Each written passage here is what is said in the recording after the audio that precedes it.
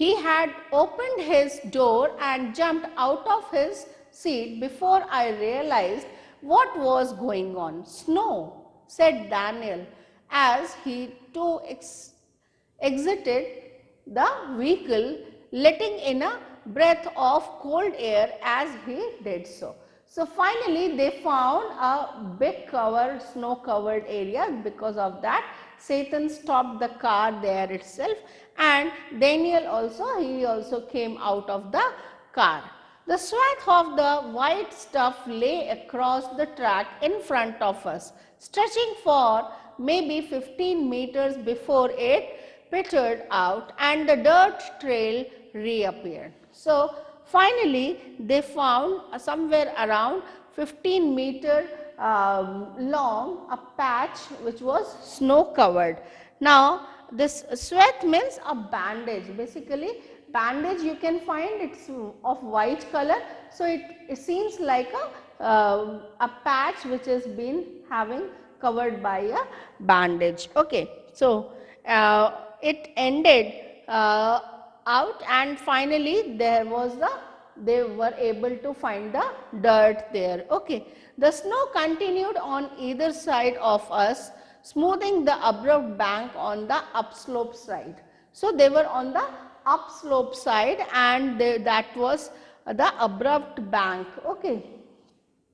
So what you can understand here is there was an upslope which was moving up, and they were riding on the just down of just last edge of that upslope. Okay. The bank was too steep for our vehicle to scale, so there was no way around the snow patch. So since there was an upslope, that means there was a steep rise in the level of the ground, so they cannot move their car upside and they can cross that stretch of snow. Okay. So that is why finally Daniel and Satan stopped the car over there. I joined Daniel as Satan stepped onto the encrusted snow and began to slither and slide forward, stamping his foot from time to time to ascertain how sturdy it was. So what Satan was been doing, he was trying to just push that snow. He was patting the snow with the help of his feet, and what he was trying to ascertain is he was trying to make sure of him what is the strength of the snow, okay, and how much deep it is.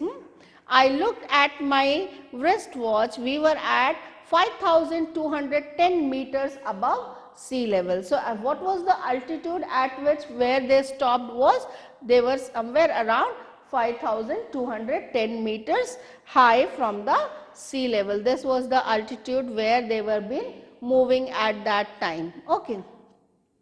The snow didn't look too deep to me, but the danger wasn't its depth, Daniel said, so much as its ice top layer. If we slip off, the car could turn over, he suggested, as we saw Satan grab handful of dirt and fling them across the frozen surface. So Satan was been worried that if suppose they will move on the snow, what will happen? The car can slide down, it can just skid and it can turn down. Okay. So he was being worried for that. So what the way out, the solution that he found, that he started sprinkling the soil on the top of the snow. Okay. So on that patch where they were about to move their car, he just sprinkled the dust, the snow, soil. So we both pitched in, and when the snow was spread with snow, Daniel and I stayed out of the vehicle to lighten Satan's load. He backed up and drove towards the dirty snow, eased the car onto its icy surface, and slowly drove its length without apparent difficulty. So finally he spreaded that soil, he and it was being covered by the soil, the snow patch, and finally these both the passengers, say Daniel and the author, they came out of the car so that the car is less loaded and it is not having enough without weight. It will be able to, say, it will be easy for Satan to take complete that patch, and that is how he finally he was being able to move that particular patch without any difficulty. Apparent difficulty means visible difficulty. Okay. So, this is how they came out from the first hurdle which came across their way. 10 minutes later, we stopped at another blockage. Not good, sir, Satan announced as he jumped out again to survey the scene. This time he decided to try and drive round the snow. So, again they came across with another patch of snow which was there, which was covering their path, and so Satan again stopped there and he was finding it to be a just went out from the car and tried to analyze the situation, that how the path is, and this time he decided that he will take a round across that snowy patch and then he will move further. So, with that decision he started moving further. The slope was steep and studded with major rocks, but somehow Satan negotiated them. With his four-wheel drive vehicle lurching from one obstacle to the next. In so doing, he cut off one of the hairpin bends, regaining the trail further up where the snow had not drifted. So, that patch, when he just overtook that patch and took a round, that complete path was been very steep, it was very inclined and it was studded. Studded means it was full of rocks, major rocks, big rocks. So, somehow he was been moving up and down, and then he was, his vehicle was lurching, it was been moving, okay, it was just moving in a very in a roller coaster manner, okay. From one obstacle to next obstacle, it was moving from one rock to another moving rock. So, in this manner finally he was able to cover that snowy patch, and after that snow patch was over, he again came back on the same route. I checked my watch again as we continued to climb in the bright sunshine. We crept past 5,400 meters and my head began to throb horribly. I took gulps of from my water bottle, which is supposed to help a rapid ascent. So, you know, there is lot of people who come across with some problem, and it is a common thing when we move on high altitude, it is a common thing. So, in the same manner he was, his head was his head was throbbing. Throbbing means it was been, there was a very pulse beat which was moving very horribly, and he was feeling that uneasiness and headache when he moved up. He crossed this height of 5,400 meter. So, he finally he had some water so that he will be able to manage that steep movement towards the upwards movement. Okay. So, we finally reached the top of the pass at 5,515 meters. So, that valley was and they finally reached the top of that valley. It was marked by a large crane of rocks fastened with white silk scarves and ragged prayer flags.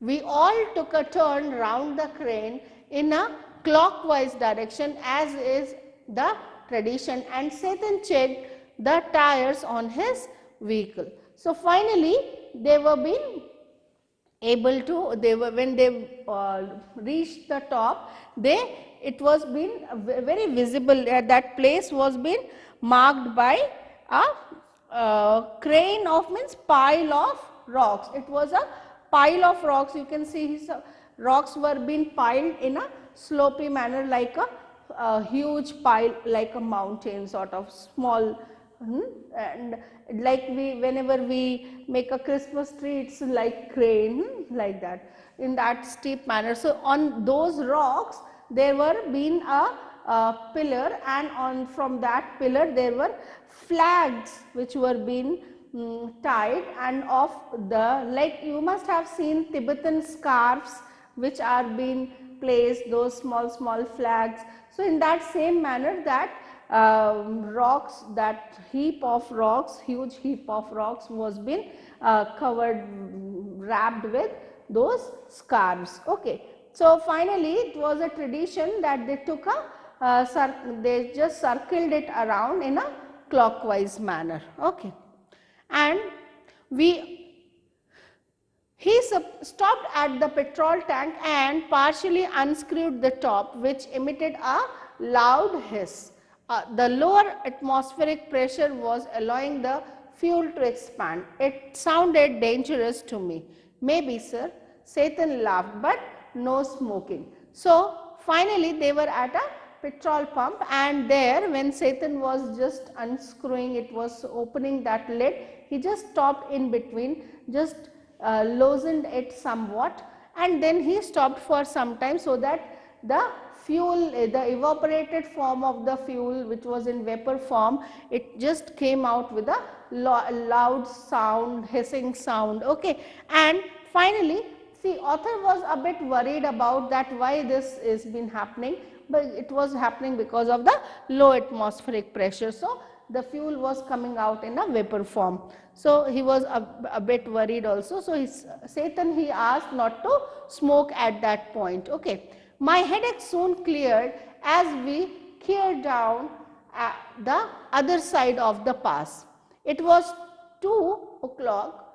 It was 2 o'clock by the time we stopped for lunch. We ate hot noodles inside a long canvas tent, part of a work camp erected beside a dry salt lake. So they reached the place, that is, finally they were coming down from that area, and now they were moving towards the lower altitude. Okay. So finally the pass was being completely covered by them. They moved ahead of that, and somewhere around 2 in the afternoon they just took a halt, and there was a canvas tent there. They had their meal, and it was hot noodles, and that tent was that restaurant which was been, it was just near a salt lake. Okay. This is basically, it is a covered area. Okay. So that salt lake is it is dried up. Okay. That was a dry season, so it was not been having any water over there. The plateau is pockmarked with salt flats and the brackish lakes, vestiges of the Tethys Ocean, which bordered Tibet before the great continental collision that lifted it skyward. Now, what exactly this is been a description of about?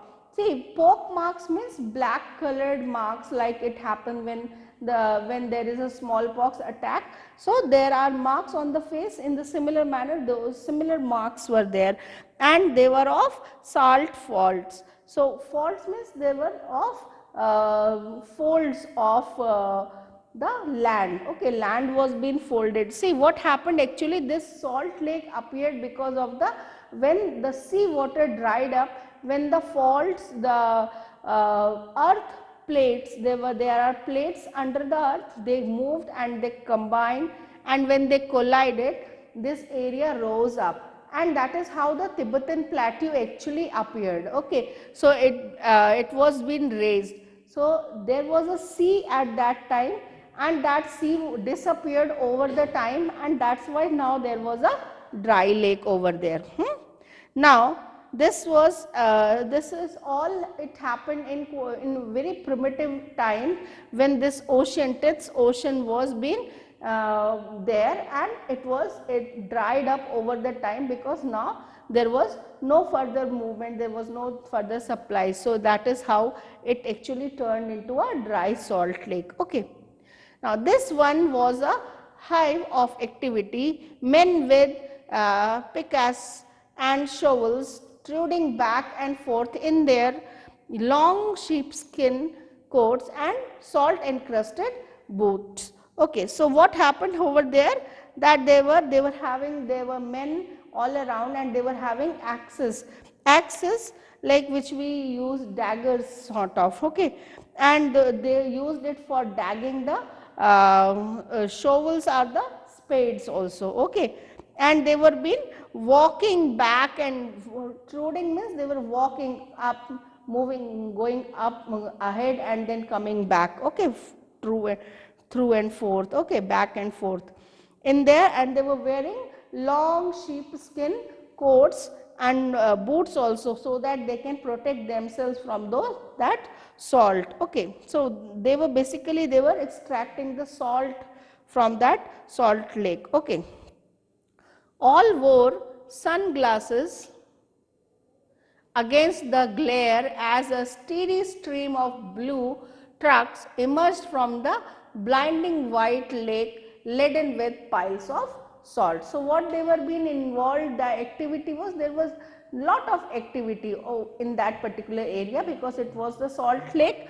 Okay. So, they were having that lake area was being very bright, because it was white in color and the sunshine was been glaring, it was very glary at that time. So, they were all those men who were working there, they were wearing goggles, so that they can combat that glare which was coming out of that salt which was being piled everywhere. Okay.